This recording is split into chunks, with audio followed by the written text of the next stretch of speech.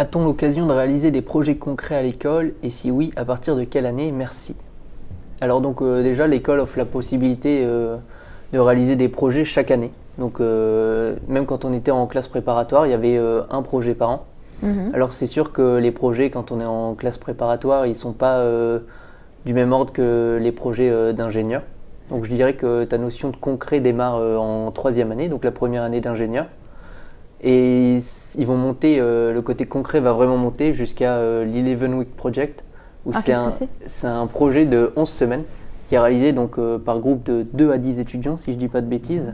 Ça peut même être pluridisciplinaire, donc ils vont prendre des étudiants d'un domaine, d'un autre domaine et parfois même d'autres écoles.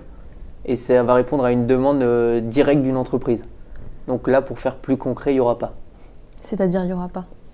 Donc c'est l'entreprise même qui va solliciter HEI pour répondre à un problème qu'elle rencontre ou pour dire bah voilà mon besoin c'est ça, j'ai besoin qu'il soit fait.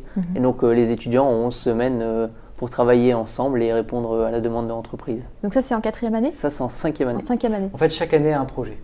Plus on va monter dans les projets, plus le niveau bien sûr attendu est important, d'où en dernière année on répond à un client qui est l'entreprise. Mais dès la première année du cycle ingénieur, voire même en prépa où ils font déjà des projets, mais en cycle ingénieur, dès la première année, on va leur demander, mais moi je suis très attaché à ça, à ce qu'il y ait des réalisations concrètes. Alors, pour rester dans le concret, quelle réalisation par exemple? On a plusieurs équipes projets qui ont travaillé, alors là ils sont en cours de réalisation l'année dernière par exemple.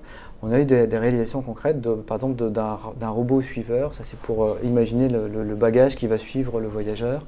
On a eu la conception d'un garage à vélo intelligent, donc là on est plus sur le concept, mais il y a quand même l'articulation de ça. Et donc on est sur un distributeur de croquettes pour chats. Ça n'existe pas déjà ça? Ça n'existe pas. Si, mais là il y a quand même quelque chose sur l'intelligence de ce robot, puisque si le chat revient plusieurs fois, bon, si on a un chat gourmand, il faut réussir à intégrer ce paramètre-là. Il ne faut pas non plus qu'il soit obèse. C'est ça. Voilà, donc on lui dit, il y a tout un système, et je trouve que ça c'est vraiment l'occasion d'apprendre sur un support réel, quoi. Et ça me paraît essentiel pour des écoles d'ingénieurs.